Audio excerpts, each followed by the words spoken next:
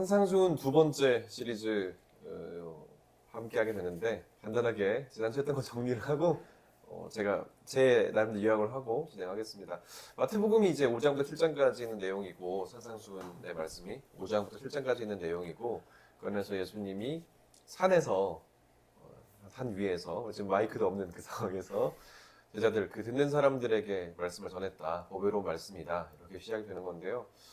이제 듣는 청자가 누구냐 보니까 마태복음이다 보니까 주로 그 시대에 살았던 유대인들에게 전했던 말씀이다 보니까 확실히 율법에 대한 이야기들이 많이 나오고 그 율법을 어떻게 우리가 그 율법을 살아가는 사람들에게 너네 좀 바꿔야 돼라고 해서 어떤 성경 인식 개선 교육이다.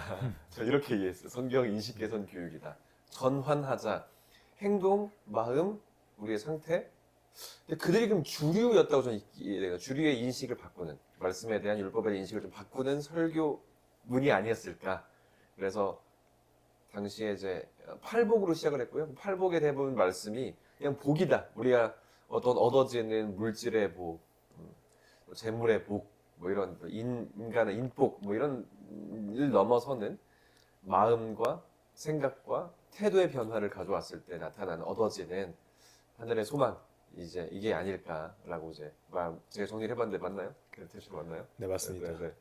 정확했습니다. 네, 우리가 다음으로는 이제 오늘 한번 5장 쭉 달려볼 텐데 소금과 빛과 소금에 대한 이야기로 이제 넘어가 볼게요. 근데 이제 제가 먼저 그동안 들었던 빛과 소금의 메시지를 좀 말씀을 드리고 목사님께서 가르쳐 주실 텐데 대부분 이제 너희는 빛이다라고 하는 게 아니라 너희 빛이 되어라. 너희는 소금이 돼야 한다. 이게 좀 당위성, 앞으로 그렇게 돼야 된다라고 많이 들었던 거 말씀이 있었고, 또 소금이라는 의미는 뭐냐면 너네 제맛, 짠맛을 느껴야 되지. 안 그럼 버려져.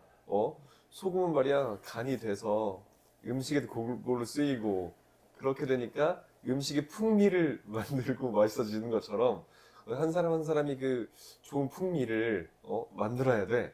약간 이런 느낌으로 많이 들어서 그런가 보다 이렇게 들었던 기억이 많이 나거든요.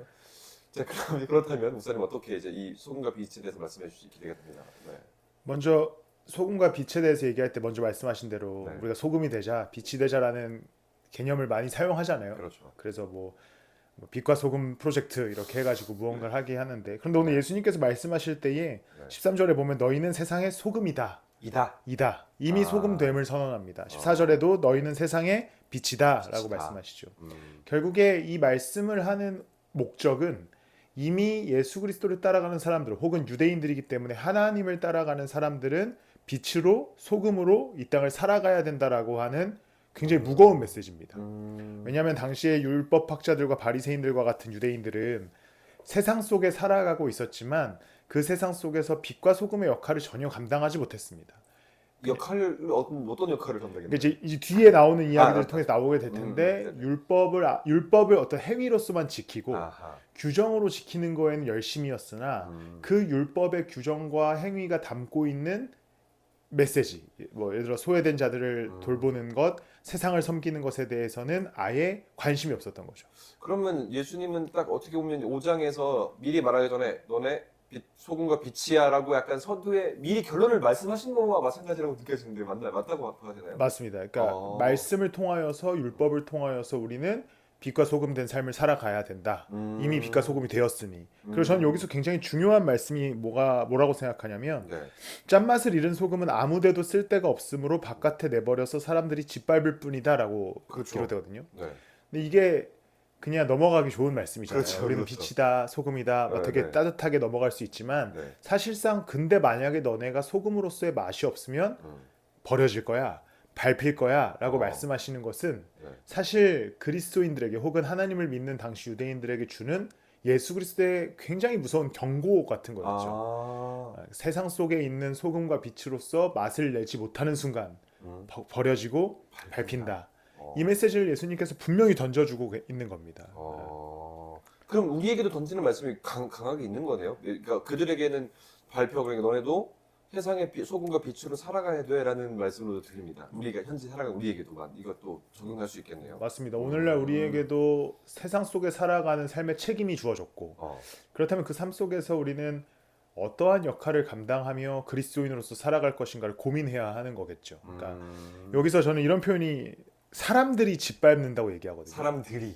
저는 이 표현이 굉장히 좀 무겁게 다가오는 것은 현대 한국 기독교 혹은 우리의 어떤 시대가 사람들이 이 교회를 크게 원하지 않는 시대가 된 것일 수도 있겠다. 그러면 그러니까 꼭 교회를 사람들이 짓밟듯이 맛을 내지 못하는 교회가 더 이상 필요하지 않게 되어서 교회를 떠나는 젊은이들과 청년들이 생겨나고 그렇죠. 그리고 교회를 향한 배타적인 인식이 늘어나는 것.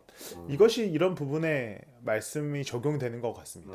저도 마찬가지예요. 주류에 우리가 어떤 누군가 역할을 기대하는 역할들이 있잖아요. 살면서도. 그 역할을 다하지 않으면 그 어떻게 보면 좀 효용, 쓰임, 사용, 이용에 있어서 우리는 다른 대체제가 생겨버리니까 소금도 이 소금이 안 되면 다른 소금을 먹기도 하고 그렇잖아요. 어떤 제가 우리 커피를 마시지만 이 커피가 커피 마시는 불에 흘려 버릴 거 아니에요. 그런 것처럼 우리의 효용과 소용과 이용에 있어서 그 정확하게 부여된 맛을 내지 않으면 너네 안 돼라고 좀 강하게 질책하는 말씀이 아닐까라고 들리네요, 목사님 말씀 들으니까요. 맞습니다. 빛은 어떤 의미예요, 그러면? 빛은 이제 너희들의 착한 16절에 보면 이와 같이 너희 빛을 사람에게 비추어서 그들이 너희의 착한 행실을 보고 하늘에 계신 너희 아버지께 영광을 돌리게 하여라라고 말씀하죠. 빛이라고 하는 것은 하나님을 보게 하는 도구가 되는 겁니다. 그래서 당시에 율법학자들과 바리새인들은 하나님을 드러낸 것이 아니라 자신들이 드러났죠.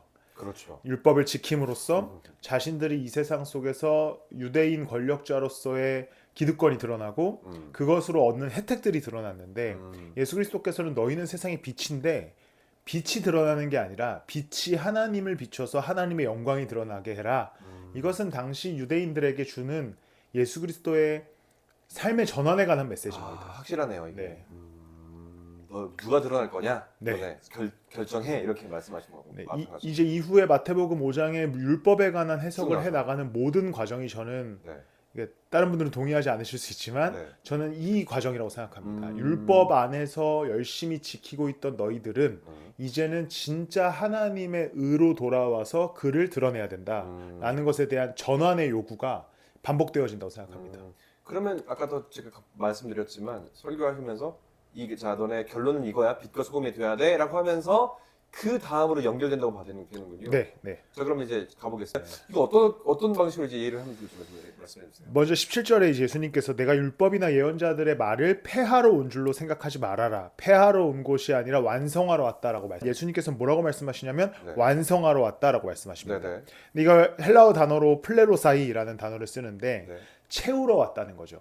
무슨 뜻이냐면 지금 현재 율법은 사실 완벽한 하나님의 명령이자 약속인데 이것을 지켜나가는 율법학자들이나 유대인들의 문제 때문에 빈 공간들이 발생했고 틈이 발생했고 예수 그리스도께서 이 복음으로 말미암아 당신의 오심으로 말미암아 여기를 채워서 하나님의 말씀으로 만들어 가겠다라고 하는 선언인 것이죠. 이거 난 채우러 왔어, 얘들아. 이거 빈 거 잘 메우러 왔어. 그러니까 너네 오해하지 말고 들어 이거군요. 맞습니다. 그다음은요?